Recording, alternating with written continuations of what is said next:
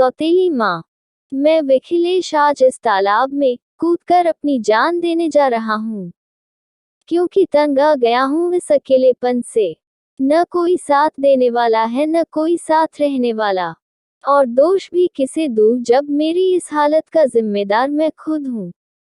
कुछ दिनों पहले मेरे पास सब कुछ था, सुंदर सा परिवार, नंदा मेरी दूसरी बीवी और गुड़िया सी बेटी सलोनी। सलोनी मेरे कलेजे का टुकड़ा थी। वह 5 साल की थी तभी उसकी माँ लक्ष्मी चल बसी थी। छोटी सी उस बच्ची को मैंने कभी माँ की कमी महसूस होने नहीं दी थी। मैं अपनी बेटी की परवरिश अच्छे से कर रहा था, लेकिन मेरे रिश्तेदारों का कहना था कि माँ आखिर माँ होती है। सलोनी को माँ की जरूरत है और इसलिए मुझे दूसरी शादी कर लेनी चाहिए, लेकिन मैं तैयार नहीं था क्योंकि जानता था कि सौतेली माँ सौतेली ही होती है। आखिरकार मेरे अपनों की जिद के आगे मुझे घुटने टेकने पड़े और मुझे नंदा से शादी करनी पड़ी। शुरू में सब ठीक ठाक चला, लेकिन धीरे धीरे नंदा अपना सौतेला रंग दिखाने लगी। ऑफिस से घर आकर मुझे सलोनी के साथ खेलने की आदत थी। उसे गोदी में उठाकर मुझे जो सुकून मिलता वह अकल्पनीय था। तकरीबन 8 महीने पहले की बात है। मैं जब ऑफिस से घर आकर सलोनी के पास गया तब अचानक नंदा ने चिल्लाकर सलोनी को उठा लिया।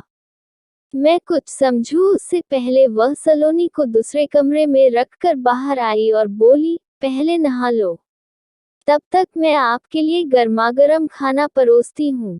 उस दिन के बाद नंदा का व्यवहार अजीब सा हो गया था। वो कुछ न कुछ तरकीबें लगाकर सलोनी को मुझसे दूर रखने का प्रयास करती। कुछ कहने जाओ तो वर्तमान परिस्थितियों लेकर मेरे सामने सलाहों का पिटारा खोल देती। फिजूल की बकवास। मेरे गले वह बातें नहीं उतरती थी क्योंकि मैं जान गया था कि नंदा मुझसे मेरी बेटी को दूर करना चाहती है। मैंने भी नंदा की कारस्तानियों का मुंह तोड़ जवाब देने की ठान ली। अब मैं उसकी एक बात नहीं मानता। सलोनी के साथ खूब खेलता। मैं अपनी बेटी को दुनिया भर की खुशियां देना चाहता था। वह भी बहुत खुश थी, लेकिन अचानक हमारी खुशियों को मानो किसी की नजर लग गई। एक दिन सलोनी की तबीयत बिगड़ गई। मेरी सांसों में बसी सलोनी को सांस लेने में तकलीफ होने लगी। मैं डर गया, मेरा दिमाग सुन्न हो गया। मैं फौरन सलोनी को हॉस्पिटल ले गया। लेकिन यह क्या, उस दिन मेरी बेटी जो हॉस्पिटल में गई, वह गई। डॉक्टर न मुझे उससे मिलने देते थे न उससे बात करने देते थे। मानो सबका व्यवहार नंदा सा सौतेला हो गया था। 2 दिन बाद नंदा की भी तबीयत बिगड़ गई, सो उसे भी हॉस्पिटल में एडमिट करना पड़ा। लेकिन मुझे नंदा से ज्यादा फिक्र अपनी बेटी सलोनी की थी।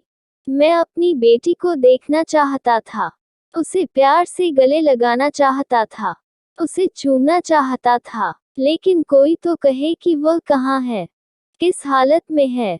बस एक दिन डॉक्टर ने आकर मेरे हाथ में 2 कागज थमा दिए और बोले, यह तुम्हारी बेटी का डेथ सर्टिफिकेट है और यह तुम्हारी बीवी का। मैं सुन्न सा अपनी जगह पर खड़ा रहा।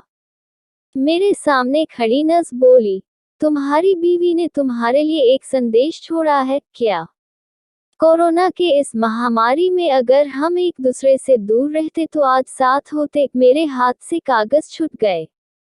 तालाब में कूदने से पहले मैं आपको एक सवाल पूछना चाहता हूँ, आप ही कहिए कौन बुरा था, मैं या सलोनी की सौतेली माँ? वीडियो देखने के लिए धन्यवाद। वीडियो को लाइक करें, शेयर करें और चैनल को सब्सक्राइब करें।